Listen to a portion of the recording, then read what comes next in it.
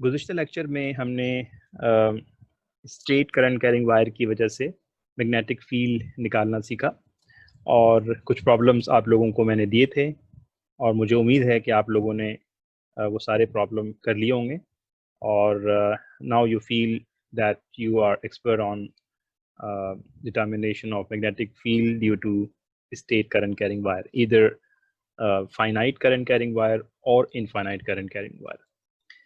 अब हम इसी टॉपिक के दूसरे सेक्शन की तरफ जा रहे हैं जहाँ पर हम ये सीखेंगे कि मैग्नेटिक फील्ड किसी सर्कुलर करंट कैरिंग वायर के अराउंड किस तरह से कैलकुलेट की जाती है। इन दोनों में फ़र्क बहुत वाज़ेह है कि अगर स्टेट करंट कैरिंग वायर है तो उसके अराउंड मैग्नेटिक फील्ड की सिमेट्री कुछ और होगी, और अगर उसी स्टेट करंट कैरिंग वायर को आप लूप की शक्ल दे दें तो फिर उसके अराउंड जो मैग्नेटिक फील्ड की जो सिमेट्री है वो बदल जाएगी। तो अगर सिमेट्री बदल गई तो फिर उस तरीक़े को यकीनी तौर पर आप यहाँ पर अप्लाई नहीं कर सकते। तो थोड़ा सा फ़र्क होगा पिछले मेथड के मुकाबले में। और इसके लिए हम एग्जाम्पल नंबर 7.3 से शुरू कर रहे हैं, जो आप पेज नंबर 270 के ऊपर देख सकते हैं। ये आपके सामने एक प्रॉब्लम डिस्प्ले हो रहा है। A circular loop located on x square plus y square is equals to 9 और you can call it 3 power 2। तो ये एक xy प्लेन की इक्वेशन है। That means a current carrying wire which is circular current carrying wire is located on xy plane। अब xy plane पर है तो z की कुछ वैल्यू होनी चाहिए और यहाँ पर z की वैल्यू 0 है। That means exactly that loop is located on z is equals to 0, यानी उस लूप का जो सेंटर है वो ओरिजिन होगा। इस z की वैल्यू प्लस में और माइनस में दोनों हो सकती है, तो उस लिहाज से ये नंबर तब्दील हो सकता है। Carries a direct current of 10 ampere along a phi. Determine magnetic field at 0 0 plus 4 and 0 0 minus 4। यानी इसका मतलब ये हुआ कि एक current carrying loop XY plane पे है और वो XY प्लेन पर इस तरह से रखा गया है कि उसका ओरिजिन और उस लूप का सेंटर आपस में कोइंसाइड कर रहे हैं। और आपसे ये कहा जा रहा है कि z एक्सिस के ऊपर 4 यूनिट पर आप मैग्नेटिक फील्ड निकालें और उतनी ही 4 यूनिट नेगेटिव z एक्सिस पर मैग्नेटिक फील्ड की वैल्यू मालूम करना है। तो यकीनी तौर पर बायोट-सेवर्ट लॉ का इस्तेमाल करेंगे, लेकिन पहले हम इसकी फिगर ड्रॉ कर लें कि इसकी फिगर कैसे ड्रॉ की जाएगी।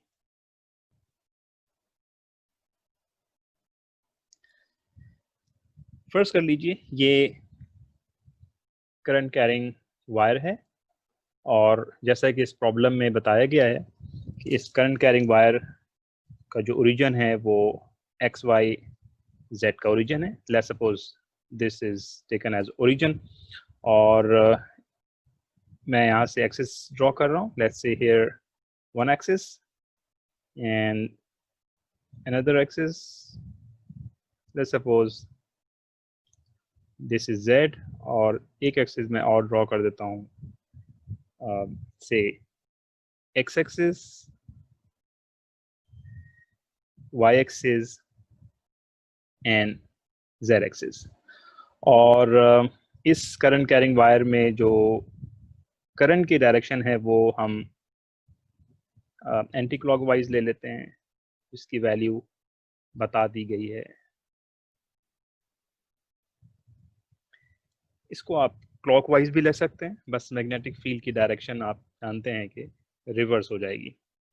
तो इसमें करंट इस डायरेक्शन में थ्रू हो रहा है और अब अकॉर्डिंग टू बायोट-सेवर्ट लॉ आपको लाइन एलिमेंट डिफाइन करना पड़ता है करंट कैरिंग वायर पे। तो बायोट-सेवर्ट लॉ आप जानते हैं कि H is equals to 4 pi, in fact I constant है तो I and DL cross R divided by R cube. So DL निकालें और उसके बाद DL को आप उस पॉइंट के साथ कनेक्ट करेंगे जो जिस पॉइंट पर आपको फील्ड निकालनी है। फर्स्ट कर लीजिए कि वो पॉइंट ये वाला है, ये एक पॉइंट P है। ओके, तो चलिए अब हम इस वायर पर किसी भी जगह पर लाइन एलिमेंट डिफाइन कर सकते हैं। जो जहाँ पे आपको सहूलत हो, मैं लाइन एलिमेंट फिक्स कर रहा हूँ से इस पॉइंट पर।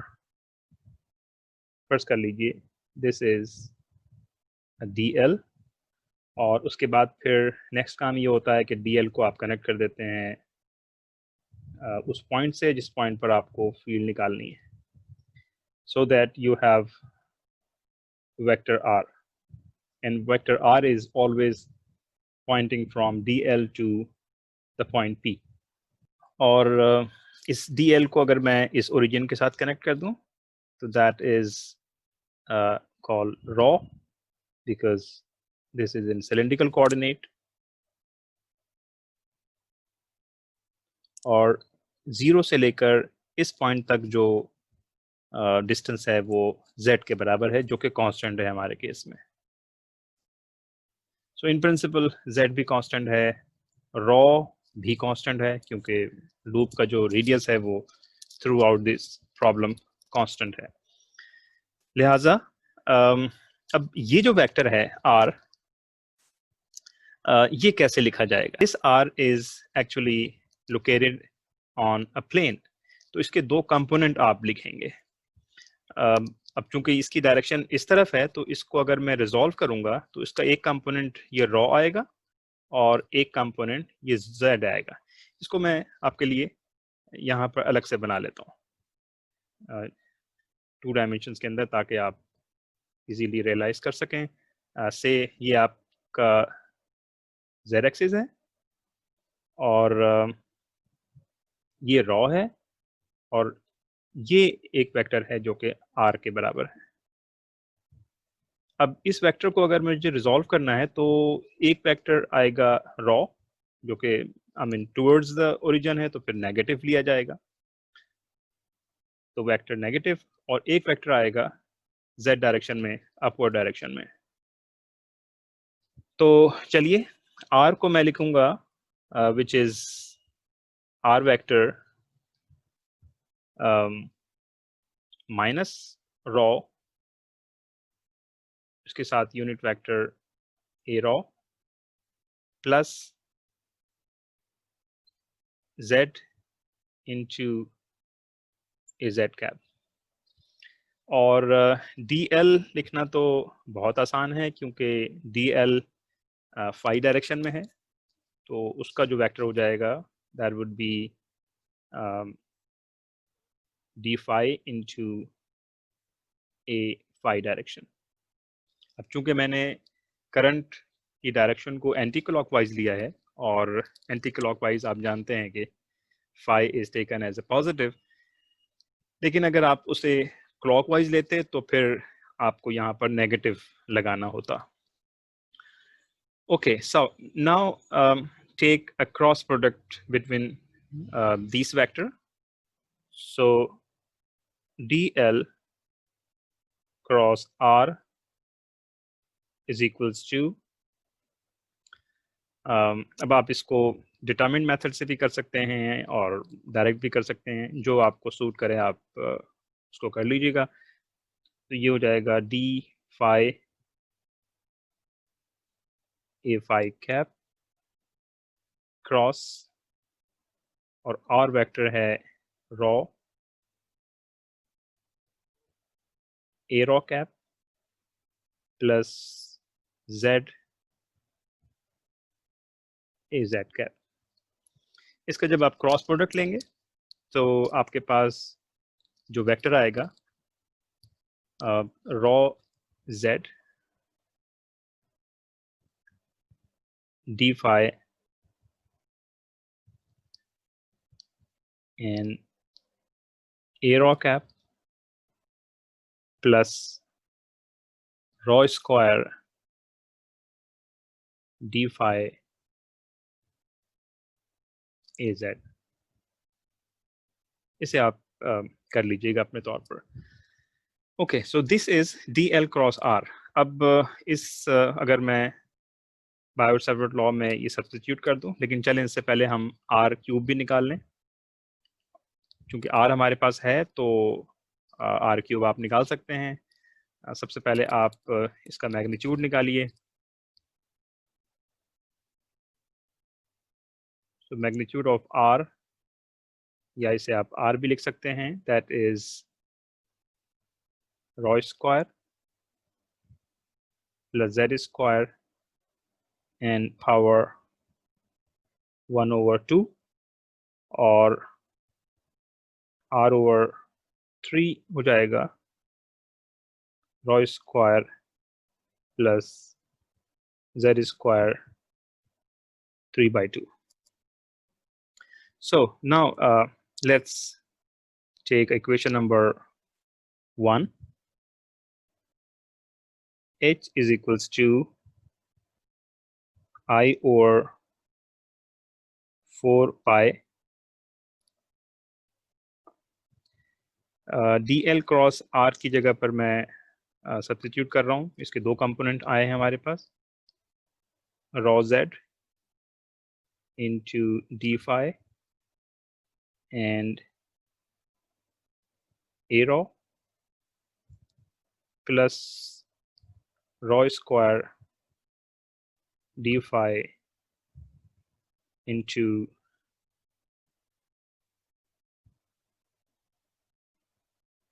az cap divided by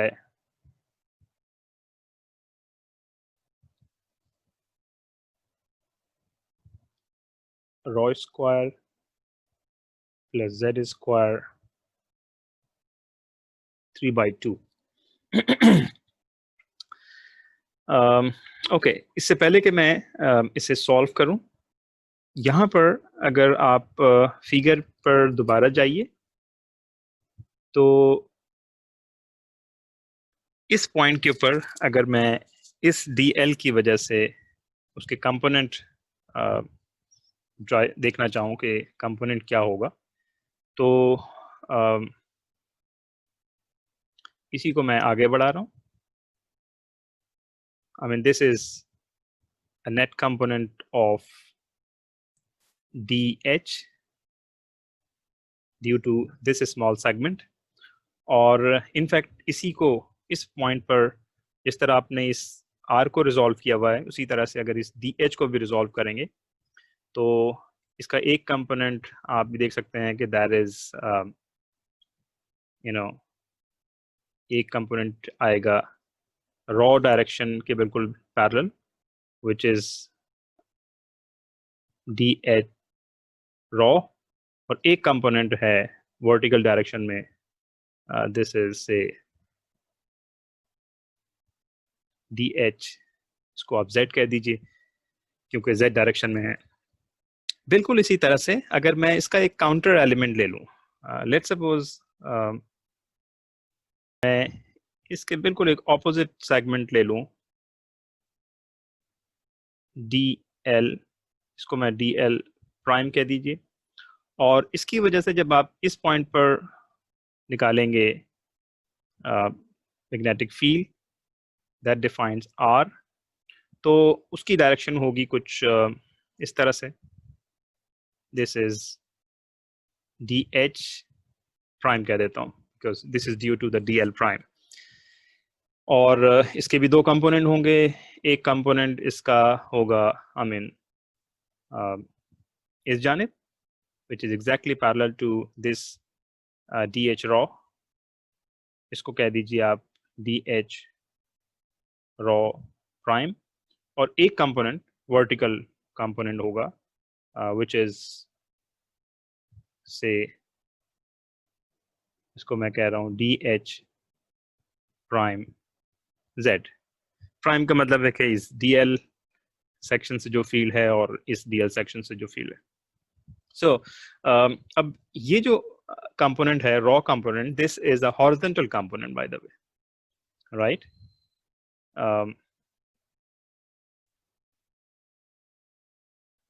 so D H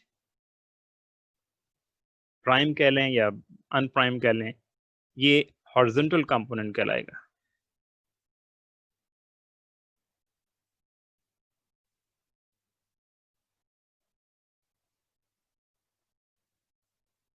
और ये जो फील्ड है which is D H Z, ये कहलाएगी वर्टिकल कंपोनेंट, या इसको नॉर्मल कंपोनेंट भी आप कह सकते हैं।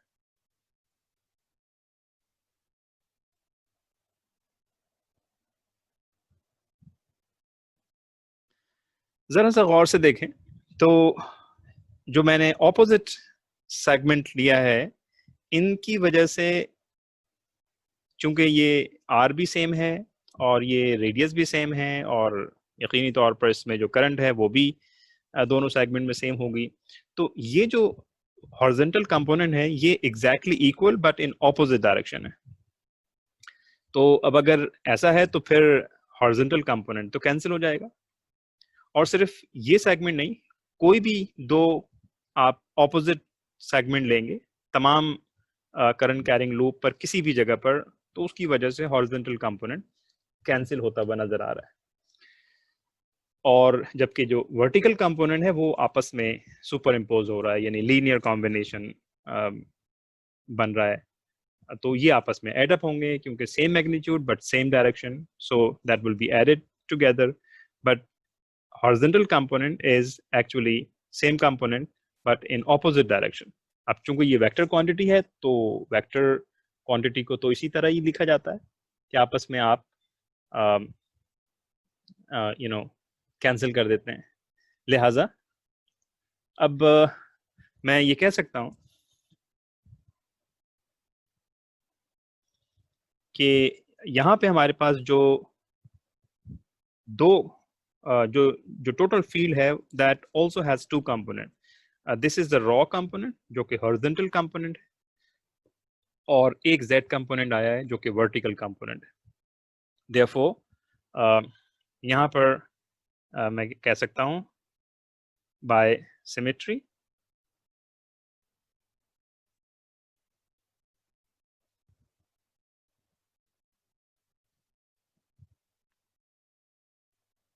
The contribution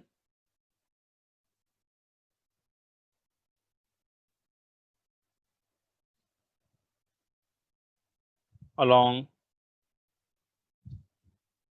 a raw direction which is again horizontal add up to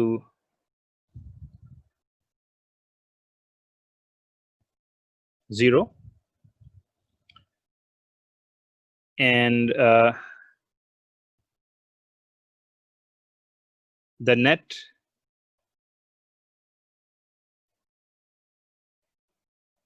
magnetic field at point P would be only z component।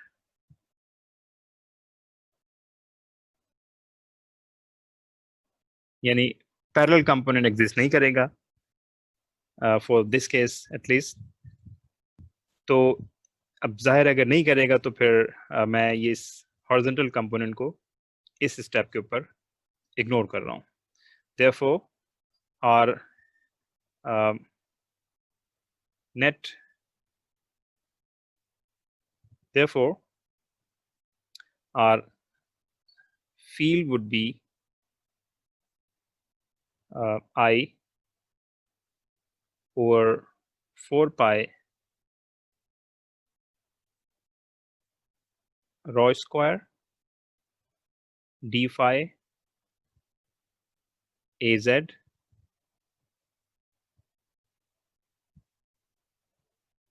rho square Z square power 2। और इस integral के अंदर भी ये जो रॉ है, जैसा कि मैंने पहले बताया, which is the radius of this circular loop, constant है, that can be taken out from the integral. ये जो नीचे नजर आ रही चीजें, इसको आप बाहर नहीं ले जा सकते। वेल आई एम सॉरी, इसको भी बाहर ले जाएंगे आप, क्योंकि रॉ भी कांस्टेंट है और जेड भी कांस्टेंट है। तो ये तो फिर इंटीग्रल आपका बहुत ही सिंपल हो गया, which is I over 4 pi rho square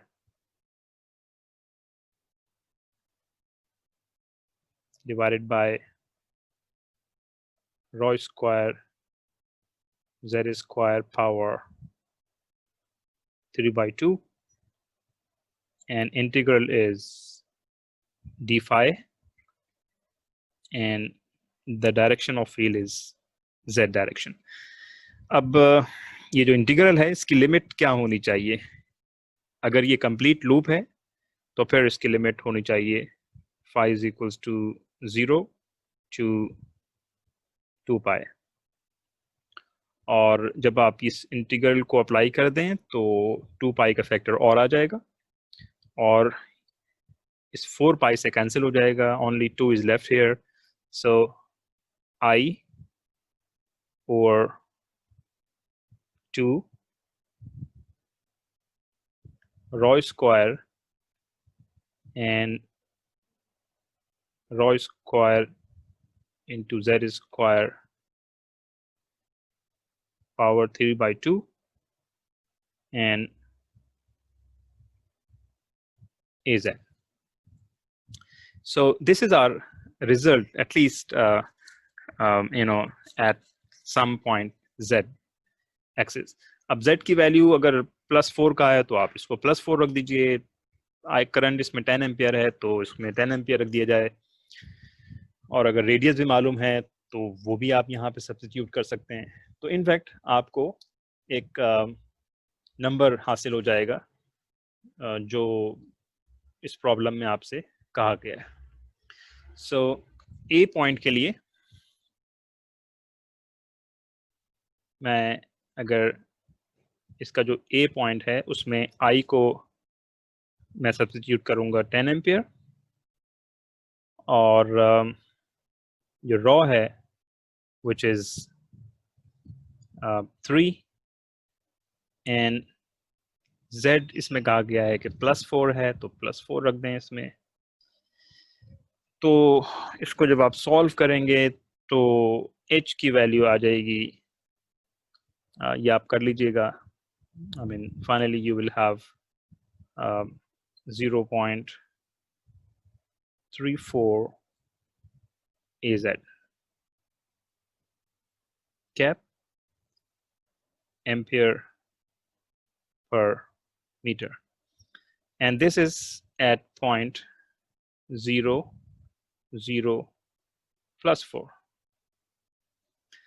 और बिल्कुल यही काम अगर आपसे नेगेटिव Z एक्सिस पे कहा जाए, जो कि इसका B पार्ट है,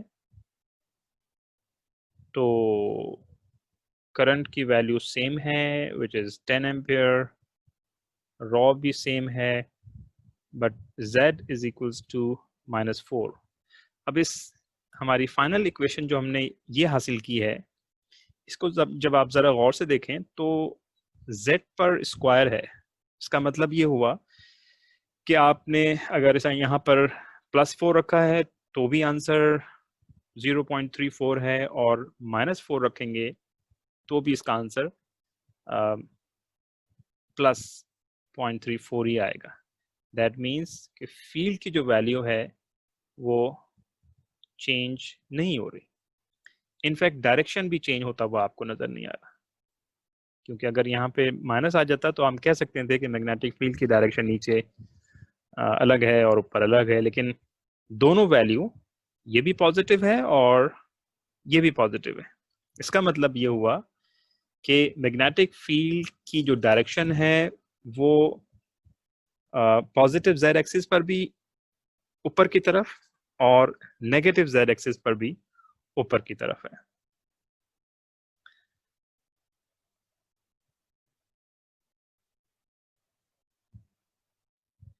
इस फिगर को ज़रा आप गौर से देखें तो ये वही फिगर है, यानी करंट कैरिंग लूप है जो कि एंटी क्लॉकवाइज डायरेक्शन में करंट फ्लो हो रहा है, और राइट हैंड रूल से इसकी डायरेक्शन अगर निकालना चाहें तो क्या तरीका होता है, यानी आप अपने थंब को करंट की डायरेक्शन में अलाइन करते हैं और आप बाकी 4 फिंगर्स को आप रोटेट करते हैं। दैट मीन्स आप किसी भी पॉइंट पर करें, मैग्नेटिक फील्ड जो है वो ऊपर की तरफ है। तो अगर मैं फील्ड लाइन ड्रॉ करूं तो इस पॉइंट पर यहाँ पर भी ऊपर की तरफ होगा, और अगर आप नेगेटिव एक्सिस की तरफ जाएंगे तो वहां पर भी फील्ड की जो डायरेक्शन है वो अलोंग द जेड एक्सिस वो ऊपर की ही डायरेक्शन में होगा। अब चूंकि इसको लूप में होना चाहिए क्योंकि मैग्नेटिक फील्ड तो लूप में है, तो यस जेड एक्सिस की जो फील्ड है वो तो अपेरेंटली स्ट्रेट ही नजर आएगी, लेकिन बहुत दूर जाकर वो एक लूप फॉर्म करेगी। लेकिन अगर उस जेड एक्सिस से आप जरा उल्टे या सीधे हाथ पर फील्ड निकालना चाहें तो उसकी सूरत कुछ इस तरह होगी। So again, this is a current carrying wire, and the current is in the anti-clockwise.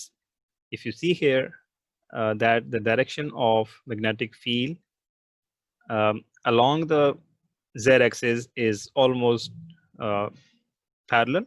I mean, this is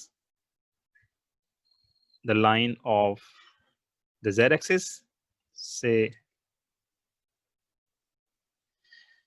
Z axis पर आपको बिल्कुल स्ट्रेट नजर आ रही हैं, लेकिन आप जेड एक्सिस से जैसे ही आप सीधे और उल्टे हाथ की तरफ जाएंगे तो इसके अंदर एक कर्वेचर नजर आना चाहिए, और कर्वेचर कुछ इस तरह है कि ये लाइन यकीनी तौर पर किसी जगह पर से घूमकर इसको वापस इस तरह आना चाहिए, because magnetic field is always in the circular direction. इसी तरह से ये जो फील्ड है ये भी घूमकर इस तरह से अपना सर्कुलर पूरा अपना सर्कल कंप्लीट करेगी। सो यहाँ से आप बहुत वाज़ेह तौर पर देख सकते हैं कि जो मैग्नेटिक फील्ड है वो इस सर्कुलर लूप के नीचे भी ऊपर की तरफ है, और इस सर्कुलर लूप के ऊपर भी पॉजिटिव जेड एक्सिस की तरफ है। यकीनी तौर पर जेड एक्सिस से ज़रा आप ऑफ एक्सिस की तरफ जाएंगे तो फील्ड लाइंस को कर्व होना है, क्योंकि वो सर्कल अपना कंप्लीट करती है। अब यहाँ से एक बहुत अहम पॉइंट निकलता है, और वो ये है कि अगर आप गौर करें कि एक एटम की शक्ल भी तकरीबन इसी तरह से होती है, और वहाँ पर भी सूरत कुछ इसी तरह से है कि इसमें सेंट्रल पार्ट न्यूक्लियस है जहाँ पर प्रोटॉन और न्यूट्रॉन होते हैं, और इसके अलावा आपके पास ऑर्बिट्स हैं जहाँ पर इलेक्ट्रॉन रिवॉल्व कर रहे हैं, और ये एक ऑर्बिट है, 2 ऑर्बिट्स हैं, 3 ऑर्बिट्स हैं, ये डिपेंड करेगा कि कौन से एटम की बात की जा रही है। लेकिन अगर आप एक एटम का क्लासिकल पिक्चर लेंगे तो वो बिल्कुल एग्जैक्टली इसी करंट कैरिंग लूप की सूरत बनता है, और इसका मतलब ये हुआ कि एटम की वजह से जो मैग्नेटिक फील्ड है उसकी भी लाइन ऑफ फोर्सेस तकरीबन इसी तरह की होंगी। और अब यहाँ पर चूंकि लाइन ऑफ फोर्सेस आपको इवॉल्व होती हुई नज़र आ रही हैं, तो इस जगह को आप कह सकते हैं कि दिस इज कॉल्ड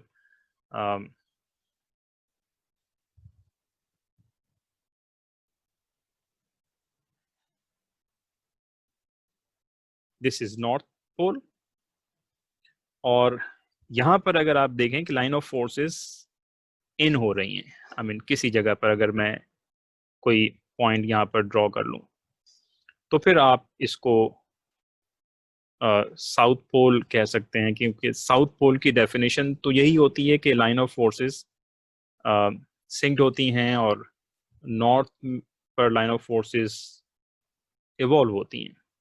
तो अब अगर मैं फर्स्ट कर लीजिए कि इसको आपस में मिला दूं, तो ये कुछ बार मैग्नेट की सूरत आपको नज़र आ रही है, क्योंकि बार मैग्नेट में भी अगर आप रखें किसी भी जगह पर, तो बार मैग्नेट की जो मैग्नेटिक फील्ड है वो भी तकरीबन इसी की तरह होती है।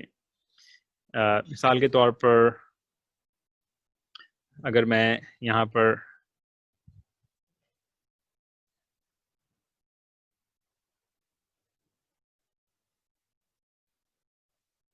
एक बार मैग्नेट बनाऊं और फर्ज कर लीजिए कि ये पॉइंट साउथ है और ये नॉर्थ है, तो इसकी मैग्नेटिक फील्ड को कुछ इसी तरह ही होना चाहिए कि यहाँ से मैग्नेटिक फील्ड को निकलना चाहिए और उसके बाद मैग्नेटिक फील्ड को यहाँ पर एंटर होना चाहिए।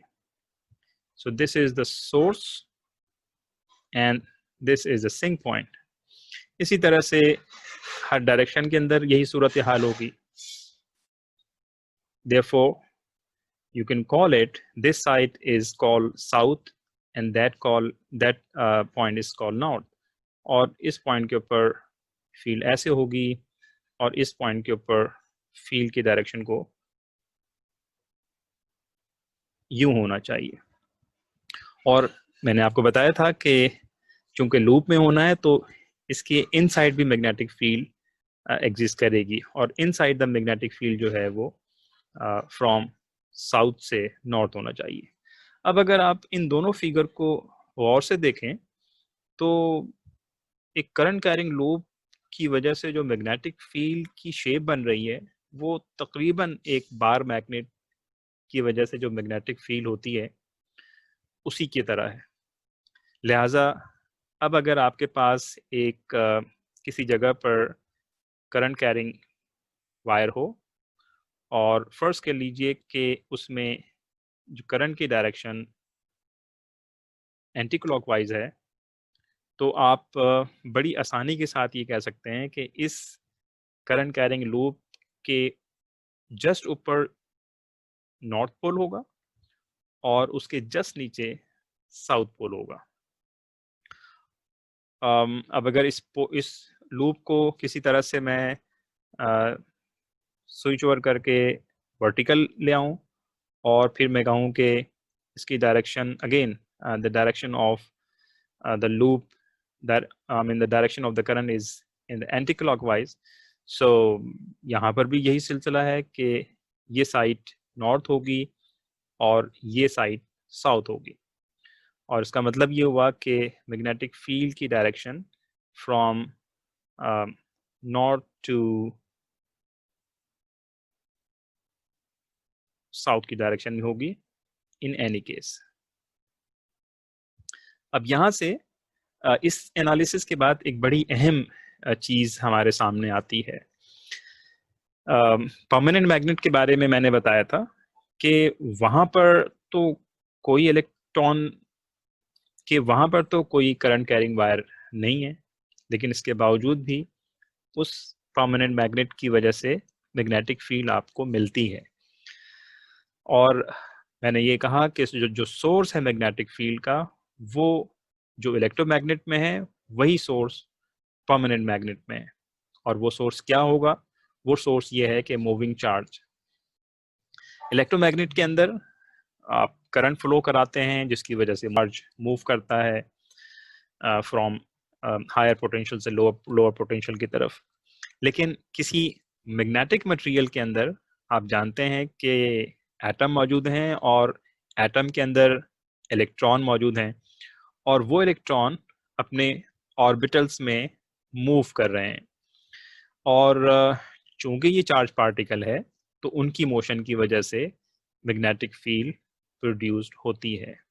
शॉर्ट, जो मैग्नेटिक फील्ड का सोर्स इलेक्ट्रोमैग्नेट में है वही सोर्स एक परमानेंट मैग्नेट में भी है।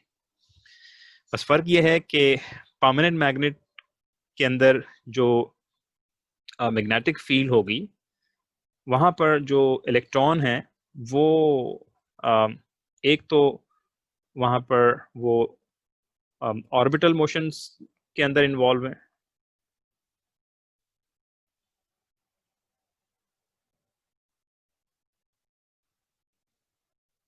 this orbital motion produced field around the material, and that is called, say, H naught. Electron की ही दूसरी पॉसिबिलिटी ये है कि वो ऑर्बिटल मोशन के अलावा उसके साथ साथ स्पिन मोशन भी होती है, और स्पिन मोशन की वजह से भी मैग्नेटिक फील्ड होनी चाहिए, उसको हम HS का नाम दे देते हैं। और एटम में आप जानते हैं कि इलेक्ट्रॉन के साथ साथ न्यूक्लियस भी मौजूद है जहाँ पर प्रोटॉन है। एक मैग्नेटिक फील्ड उस प्रोटॉन की मोशन की वजह से भी आती है। सो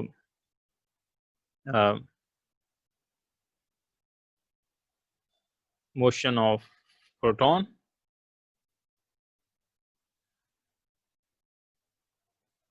और उसकी वजह से जो फील्ड है दैट इज कॉल्ड N।